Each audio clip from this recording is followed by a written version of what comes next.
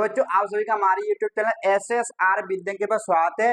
जैसे कि आज की क्लास में हम जो पढ़ने वाले हैं वो पढ़ने वाले हैं प्रश्नावली 1.3 यानी कि क्लास 11 कक्षा 11वीं के गणित की प्रश्नावली 1.3 को स्टार्ट करने वाले हैं। ठीक है, तो इस प्रश्नावली में जो हमें पढ़ना है वो पढ़ना है उप समुच्चय के बारे में। ठीक है, तो उप समुच्चय होता क्या है, तो डिटेल में जाना है उप समुच्चय होता क्या है, तो आपको टेंशन लेने की जरूरत है नहीं। देखिए, तो अगर बात की जाए उप समुच्चय की, तो उप समुच्चय को जो है इंग्लिश में तो हम कहते हैं सबसेट। क्या कहते हैं इंग्लिश में? इसको सबसेट कहते हैं। ठीक है, तो आपके सामने जो मैंने उप समुच्चय की परिभाषा लिखी हुई है, तो समझने से पहले मैं आपको एक बार परिभाषा पढ़ के बता देता हूँ।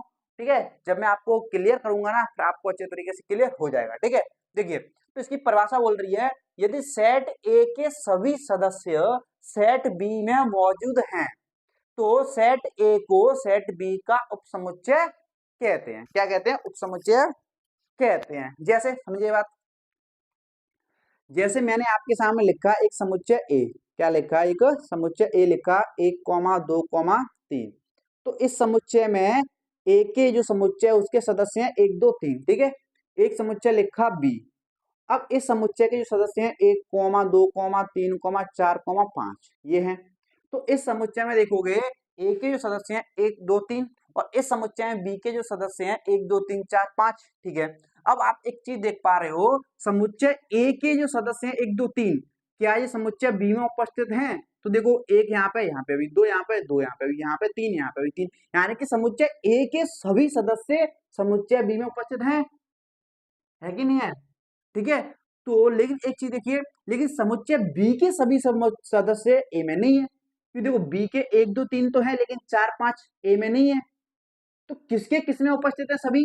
तो ए के सभी सदस्य बी में उपस्थित है कि नहीं है? है कि नहीं है? तो परिभाषा क्या बोल रही है, ए के सभी सदस्य अगर बी में मौजूद हैं, जैसे कि यहाँ पे ए के सभी सदस्य बी में मौजूद है कि नहीं है, तो सेट ए को यानी कि समुच्चय ए को समुच्चय बी यानी कि सेट बी का उप समुच्चय कहते हैं। यानी कि इसको मैं क्या लिख सकता हूं, ये समुच्चय जो है समुच्चय बी का क्या है? एक उप समुच्चय है।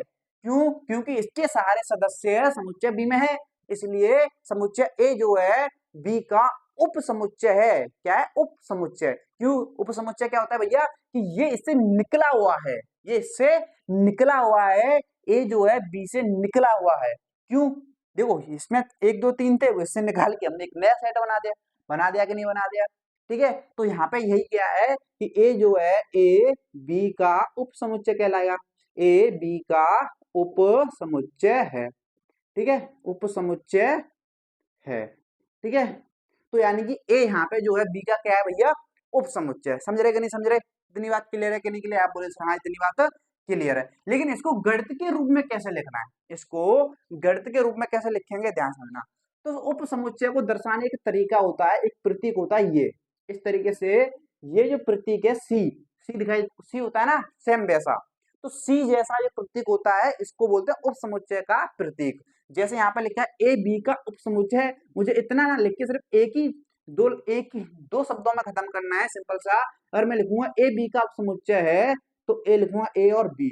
अब किसका? ए जो है किसका उप समुच्चय है? बी का। तो इसका जो मुंह खुलेगा किसकी तरफ खुलेगा? बी की तरफ खुलेगा। किसकी तरफ खुलेगा? बी की तरफ खुलेगा। ठीक है, तो इसको लिखने का तरीका आप इसको ऐसे लिख सकते हो, इसको बोलेंगे क्या? इसको वही बोलेंगे ए बी का उप समुच्चय है। समझे कि नहीं समझे? तो आई थिंक आपको जो है उप समुच्चय क्लियर हो रहा होगा। ठीक है, ऐसे एक और एग्जांपल ले लेते हैं। जैसे मैंने बोला एक पी समुच्चय है, एक समुच्चय है पी, इसके सदस्य हैं 4, 3, 5। ठीक है, इसके सदस्य हैं 4, 3, 5। एक समुच्चय है क्यू और इसके जो सदस्य हैं वो हैं 6, 9, 3, 8, 5 और 4। ठीक है, ये है। तो यहाँ पे आप देख पा रहे हो पी के जो सदस्य हैं 4, 3, 5 वो क्यू में भी उपस्थित हैं। क्यों भैया? देखो, यहाँ पे भी 4 है, यहाँ पे भी 4 है, यहाँ पे भी 3 है, इसमें भी 3 है, इसमें भी 5 है, इसमें भी 5 है, यानी कि पी के सारे सदस्य क्यू में उपस्थित हैं। तो हम पी को क्या बोल सकते हैं? पी क्यू का उप समुच्चय। क्या बोल सकते हैं? पी क्यू का उप समुच्चय है। क्या है? उप समुच्चय है। और जब इसको लिखेंगे पी क्यू का उपसमुच्चय है, तो पी किसका उपसमुच्चय है? क्यू का। तो जो मुंह खुलेगा किसकी तरफ खुलेगा? क्यू की तरफ, यानी कि इसके कहने का मतलब क्या है? पी क्यू का उपसमुच्चय है। ठीक है, इतनी बात क्लियर है कि नहीं क्लियर है? आप बोले सर हाँ क्लियर है। समझ आ रही है कि नहीं आ रही है? आप बोलोगे सर हाँ समझ आ रही है। ठीक है, अगर इतनी बात क्लियर है तो और चीज समझिए, यहाँ पे और चीज समझिए। देखिए, अगर मैं जैसे मान लीजिए मेरा समुच्चय ए है, सॉरी बी है, क्या है? बी है। एक समुच्चय लिखा मैंने ए, क्या लिखा? समुच्चय ए। ठीक है, इसके अंदर जो सदस्य लिखे मैंने 1,2,8 समुच्चय ए है, और ये समुच्चय बी है। तो आप देखो यहाँ पे, तो क्या समुच्चय ए के सभी सदस्य समुच्चय बी में हैं? तो जब आप देखो, एक है, इसमें भी एक है, इसमें भी दो, इसमें भी दो, इसमें 8 है, लेकिन क्या इसमें 8 है? कहीं भी नहीं है। ना ही तो ए के सदस्य बी में उपस्थित ही नहीं है सारे, ना ही बी के ए में उपस्थित हैं सारे, किसी में भी उपस्थित नहीं है सारे। यानी कि अगर ए के सारे सदस्य बी में उपस्थित ही नहीं है तो उपसमुच्चय कहलाएगा ही नहीं। कब कहलाएगा? जब सारे के सारे उपस्थित हो, यानी कि सभी मौजूद हो, सभी सदस्य मौजूद हो। लेकिन यहाँ पे तो दो ही मौजूद है, एक मौजूद नहीं है। समझे कि नहीं समझे? इसलिए यहाँ पे जो है ए बी का उपसमुच्चय नहीं है, उपसमुच्चय नहीं है, उपसमुच्चय नहीं है। क्यों भैया? क्योंकि ए के सारे सदस्य तो है ही नहीं बी में, इसलिए उपसमुच्चय नहीं कहलाएगा। अगर इसको दर्शाने की अगर बात की जाए तो कैसे दर्शाएंगे? ए और ये बी है, तो ये जो हमारा होता है इसका तो अर्थ होता है कि ए बी का उपसमुच्चय है। लेकिन जब आप इसको ऐसे क्रॉस कर दोगे, काट दोगे, तो यही कहलाएगा हमारा कि ए बी का उपसमुच्चय नहीं है। जब उपसमुच्चय होता है तो ये चिन्ह लगाते हैं, जब उपसमुच्चय नहीं होता है तो बस उसी चिन्ह को हम क्या कर देते हैं? ऐसे काट देते हैं। इसे काटने का ही मतलब है नहीं। समझे कि नहीं समझे? तो नहीं होगा तो ये चिन्ह आएगा, होगा तो ये चिन्ह आएगा। उपसमुच्चय की कहानी ही है और इसमें ऐसा कुछ भी नहीं है। ठीक है, समझे कि नहीं समझे? आई थिंक आपको जो है इसमें कोई डाउट नहीं होगा, समझ आ रहा होगा। अगर इतनी बात समझ में आ रही है तो एक चीज और समझ लिए, साथ साथ ही समझा देता हूं मैं आपको। क्या? अब समझिए यहाँ पे, देखिए, देखो यहाँ पे, तो इसी के साथ में आपको एक चीज समझा देता हूँ, अधे समुच्चय। क्या? अधे अधे समुच्चय। अधे समुच्चय क्या होता है भैया? देखो, अगर बात की जाए अधे समुच्चय की, किसकी बात की जाए? अधे समुच्चय। तो अधे समुच्चय क्या होता है, समझना ध्यान से। जैसे समुच्चय ए है मेरा, जैसे ए समुच्चय है, तो इसके सदस्य हैं 1,2,3 थे, और ये समुच्चय मेरा बी, इसके सदस्य जो थे 1,2,3,4,5 ये थे। तो अब आप एक चीज देख पा रहे हो, समुच्चय ए के सारे सदस्य बी में हैं, तो यहाँ पे ए जो है बी का उपसमुच्चय है कि नहीं? अब बोले सर हाँ है, तो ए जो है बी का उपसमुच्चय है। ठीक है, अब यहाँ पे अधिसमुच्चय क्या है फिर? देखो, अधिक का मतलब होता है अधिकार, अधिक का मतलब होता है अधिकार, अधिकार, अधिकार समझ रहे हो? अधिकार है मेरा तुम पर मेरा अधिकार है, तुम सिर्फ मेरे हो। ठीक है, वो वाला अधिकार। तो देखो यहाँ पे, तो ए के सारे सदस्य बी में है, यानी ए जो है किससे निकला है भाई? बी से निकला है। 1 2 3 है, इससे निकालेगी तो बना दिया ए, बना दिया कि नहीं बना दिया? तो ए किससे निकला है? बी से।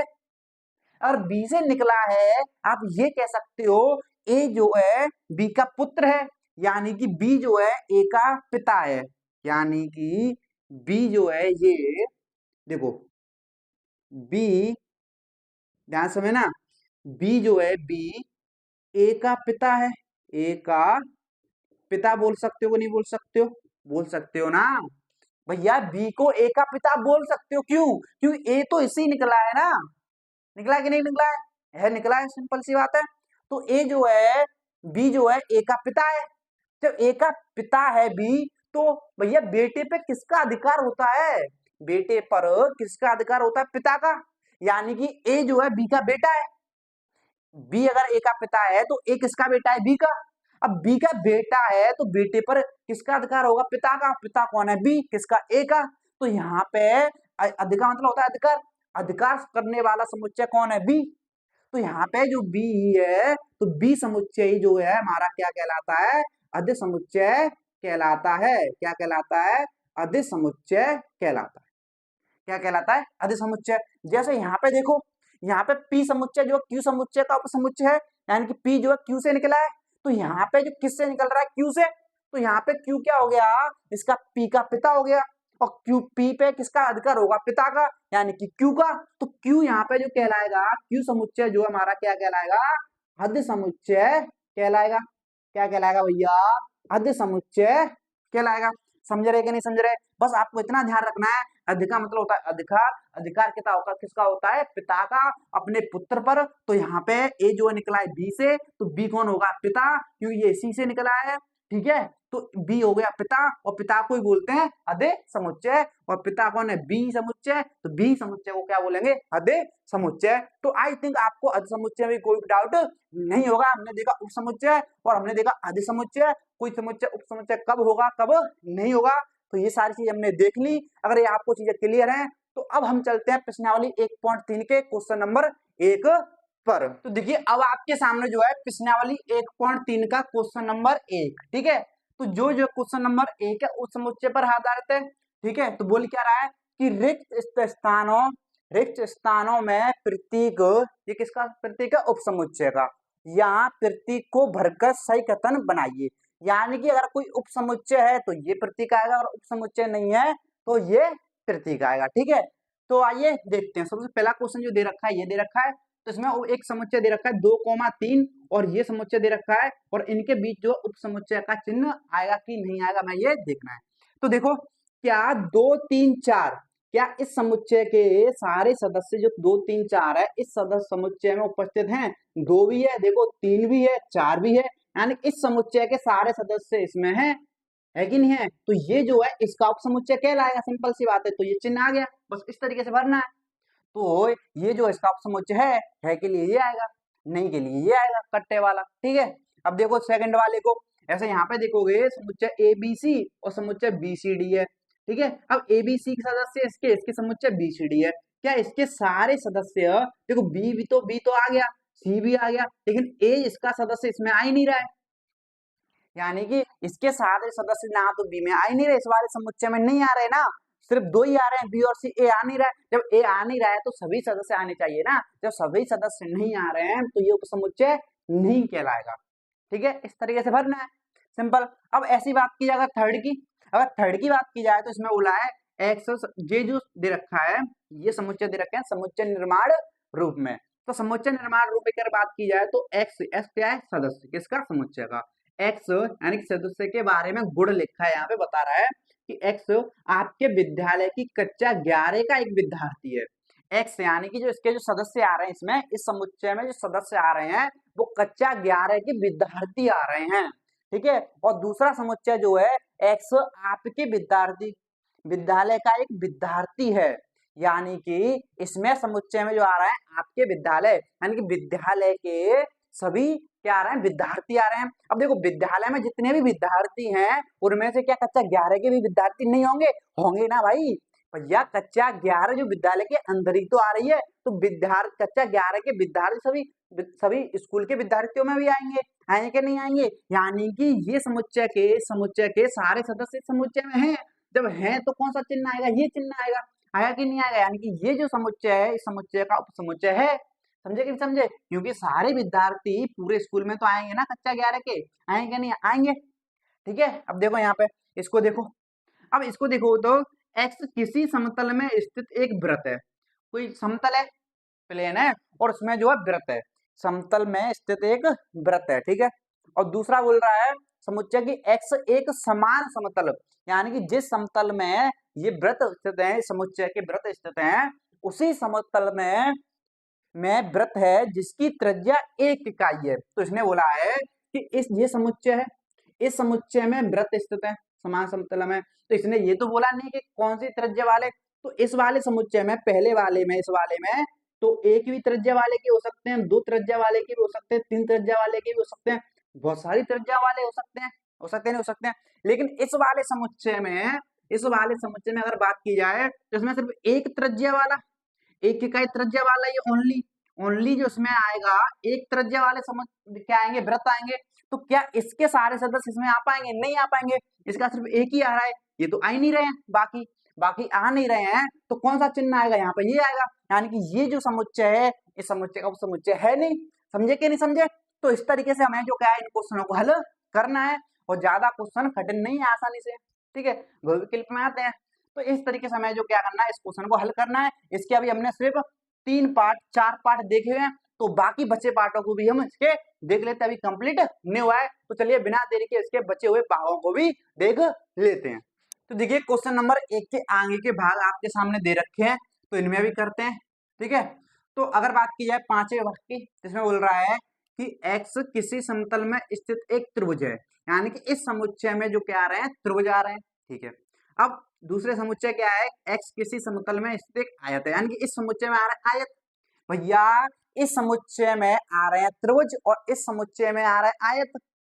क्या आयत और त्रिभुज, क्या आयत त्रिभुज वाले आयत में हो सकते हैं? क्या त्रिभुजों का आयत बोल सकते हो? नहीं बोल सकते ना, यानी कि त्रिभुज आयत में आ ही नहीं सकते, आ ही नहीं सकते ना। तो ये समुच्चय अलग हो गया, ये समुच्चय अलग हो गया, इसके सदस्य इसमें आ ही नहीं रहे। जब आ ही नहीं रहे हैं तो इसका कौन सा चिन्ह आएगा, वही ये वाला आएगा कि नहीं आएगा, बस। तो ऐसे अब देखा जाए कि कौन सा, छठवा। अगर छठवे की बात की जाए तो इसमें बोल रहा है कि किसी समतल में स्थित एक समबाहु त्रिभुज है। क्या है? समबाहु त्रिभुज है। ठीक है, और दूसरे वाले में बोल रहा है कि x किसी समतल में स्थित एक त्रिभुज है। ठीक है, देखो इस वाले में जो त्रिभुज आ रहे हैं वो सिर्फ समबाहु त्रिभुज आ रहे हैं, लेकिन इस वाले समुच्चय में समबाहु भी आ रहे हैं, विषमबाहु भी आ रहे हैं और समद्विबाहु भी आ रहे हैं। तो इसमें सभी प्रकार के त्रिभुज आ रहे हैं, इसमें सिर्फ समबाहु आ रहे हैं। भैया सब जब इसमें सभी प्रकार के आ रहे हैं, इसमें अगर समबाहु भी है तो यानी कि इसके सभी समबाहु इसमें आएंगे ना। भैया इसमें भी समबाहु है, ये इसमें तो समबाहु है, लेकिन इसमें भी तो समबाहु आ रहे हैं, क्योंकि त्रिभुज की बात कर रहा है और एक त्रिभुज की बात कर रहा है। वो त्रिभुज कौन सा भी हो सकता है, बोला तो है नहीं कौन सा वाला। ठीक है, जैसे इसमें बोला है तो इसमें भी तो सारे आ रहे हैं, समबाहु भी आ रहे हैं, तो यानी कि इसके समबाहु सभी इसमें आ गए। तब जब आ गए तो ये वाला समुच्चय इस वाले का समुच्चय कहलाएगा, यानी कौन सा चिन्ह आएगा, ये। ठीक है, इस तरीके से भरना है। अब इसकी बात की है लास्ट की, और इसमें बोल रहा है कि x एक समप्राकृत संख्या है। ठीक है, x क्या है, एक सम, यानी कि 2 से कटने वाली प्राकृत संख्या। ठीक है, अब इसमें बोल रहा है x एक पूर्णांक है, यानी कि पूर्णांक है। भैया हम जानते हैं कक्षा 9th में और 10th में हमने पढ़ा है कि सभी प्राकृतिक संख्या पूर्णांक संख्या होती हैं, यानी कि प्राकृतिक संख्या पूर्णांक संख्या के अंदर आती तो है। प्राकृतिक संख्या 1 से लेकर अनंत तक होती हैं, और पूर्णांक संख्याओं में भी तो 1 से लेकर अनंत तक होती है कि नहीं होती, होती है। तो यानी कि ये सारी संख्या इसमें आएंगी, आएंगी क्या नहीं आएंगी। तो ये समुच्चय इसका उपसमुच्चय कहलाएगा कि नहीं कहलाएगा, कहलाएगा, सिंपल सी बात है। तो इस तरीके से इसको भरना है, और भरना कोई बड़ी बात है नहीं। ठीक है, इस तरीके से हमने जो क्वेश्चन नंबर 1 को कर लिया है फिनिश। तो अब हम चलते हैं क्वेश्चन नंबर 2 की तरफ। तो देखिए अब आपके सामने दे रखा है क्वेश्चन नंबर 2।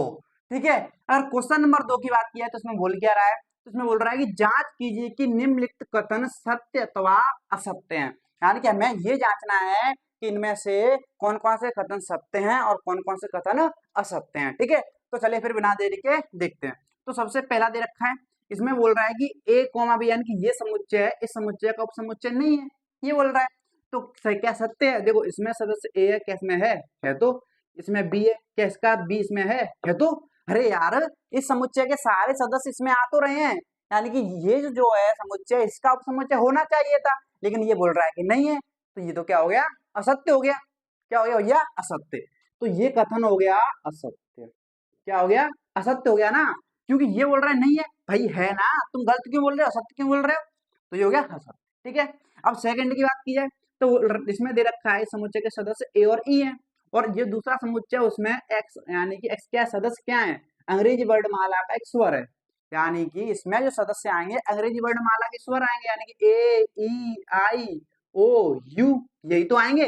देखो ए, ई, ई, यानी कि इसके जो दोनों सदस्य इसमें है तो इस वाले समुच्चय में है तो भाई, और वो दे ही रखा है, यानी ए इसका उपसमुच्चय होना चाहिए, और दे भी रखा है, यानी कि ये तो सत्य हो गया। क्या हो गया, सत्य। ये बोल रहा है कि ये इसका उपसमुच्चय है, हम भी बोल रहे हैं कि ये इसका उपसमुच्चय है, तो सत्य है बात तो। ठीक है, सत्य हो गया। अब इसकी बात की है थर्ड की, अगर थर्ड को देखोगे तो इसका एक उपस्थित है, दो उपस्थित ही नहीं है, 3 तो उपस्थित है, लेकिन इस समुच्चय का 2 इसमें उपस्थित ही नहीं है, यानी कि ये जो समुच्चय इसका उपसमुच्चय नहीं होना चाहिए, लेकिन ये बोल रहा है कि है। देखो ये बोल रहा है कि इसका उपसमुच्चय है, ये जो है इसका उपसमुच्चय है, ये बोल रहा है, लेकिन हम बोल रहे हैं नहीं है। तो ये क्या झूठ बोल रहा है ना, ये झूठ बोल रहा है, इसलिए इसकी बात कैसी होगी, असत्य। कैसी होगी भैया, असत्य। समझे कि नहीं समझे। अगर बात किया इसकी तो इसमें दे रखा है ए, इसके अंदर सिर्फ एक ही सदस्य है, वो भी ए, और इसके सदस्य हैं ए बी सी, इसका सदस्य एक ए जो है इसमें उपस्थित है, तो यानी कि ये जो है इसका उपसमुच्चय होगा। ये भी बोल रहा है यानी ये भी बोल रहा है इसका उपसमुच्चय है, हम भी बोल रहे हैं, हम दोनों की बात सत्य है, यानी कि ये क्या हो गया, सत्य।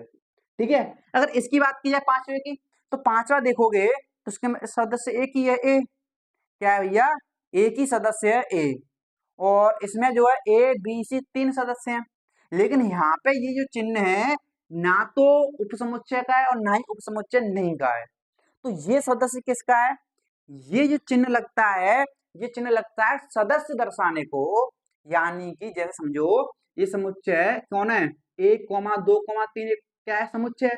अगर मैं बोलूं एक क्या है, एक जो है इसका सदस्य है, तो ये सदस्य दर्शाने का तरीका है, यानी एक इसका सदस्य है, दो इसका सदस्य है, तीन इसका सदस्य है, लेकिन यहाँ पे समुच्चय ए इसका सदस्य थोड़े है, भैया सदस्य तो ए बी सी होंगे, ना कि समुच्चय ए।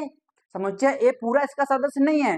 अगर इसके अंदर दे रखा होता, जैसे सपोज करो इसके अंदर ऐसे दे रखा होता समुच्चय, क्या है समुच्चय, अगर इसके अंदर समुच्चय के अंदर समुच्चय ए बी सी ऐसे दे रखा होता, तो ये पूरा इसके अंदर आ गया, यानी कि समुच्चय ए इसका सदस्य हो गया, लेकिन यहाँ पे सदस्य है ही नहीं है, तो इसलिए ये बोल रहा है, तो ये तो बात असत्य होगी ना, ये बात क्या होगी, असत्य। ये बात क्या हो गई, असत्य हो गई, क्यों, इसका सदस्य हो ही नहीं सकता, ये असत्य। ये बोल रहा है सदस्य है, ठीक है, असत्य हो गई। अब बात की है लास्ट की, इसमें बोल रहा है कि x संख्या 6 से कम एक समप्राकृत संख्या है, समप्राकृतिक संख्या है, वो भी 6 से छोटी, यानी कि जब इसको आप लिखोगे तो कैसे लिखोगे, 6 से कम प्राकृत संख्या 1 2 3 4 5 6 तक होती हैं, और 6 से कम की बात कर रहा है वो भी सम, तो 6 से कम प्राकृत संख्याओं में सम संख्या तो ये आएंगी 2 4, यही आ सकती है ना, 6 से कम वो भी सम प्राकृतिक संख्या ये आ सकती हैं। अब दूसरे समुच्चय में बोल रहा है कि एक प्राकृत संख्या है जो संख्या 36 को विभाजित करती है, यानी कि दूसरे वाले समुच्चय में जो संख्याएं आएंगी, दूसरे वाले समुच्चय में संख्या आएंगी जो कौन सी आएंगी, वो 36 को भाग करेंगी। जैसे 36 को कौन कौन भाग करेगा, एक से पूरा पूरा भाग जाएगा, दो से भी भाग जाएगा, तीन से भी भाग जाएगा, चार से भी भाग जाएगा, 6 से भाग जाएगा, और फिर 9 से भाग जाएगा, 12 से भाग जाएगा, 18 से भाग जाएगा, और 36 से भी तो भाग जाएगा। इन सभी संख्याओं से जो 36 में भाग जाएगा कि नहीं जाएगा, 36 को विभाजित करती है, नहीं करती है, करती हैं। अब देखो यहाँ पे, तो इसको मैंने ऐसे लिख लिया, इसको ऐसे लिख लिया, यानी कि रोस्टर रूप में। तो इसके जो सदस्य हैं 2,4, 2 4 क्या इसमें है, तो आप बोलोगे 2 2 4 4, यानी कि इसके सभी सदस्य इसमें हैं, यानी कि ये इसका उपसमुच्चय है जो किसने दे रखा है, यानी कि ये हो गया सत्य। क्या हो गया, सत्य। बोल तो रहा है उपसमुच्चय है, तो हमारा भी आ रहा है उपसमुच्चय, तो ये हो गया हमारा सत्य। तो इस तरीके से जो है क्वेश्चन नंबर 2 के सत्य सत्य हमें छांटने थे, और जो कि हमने छांट लिए। ठीक है, तो इसमें इतना ही है क्वेश्चन नंबर 2 में। अगर इतनी बात क्लियर है, अगर इतनी बात क्लियर है, तो अब हम चलेंगे क्वेश्चन नंबर 3 की तरफ।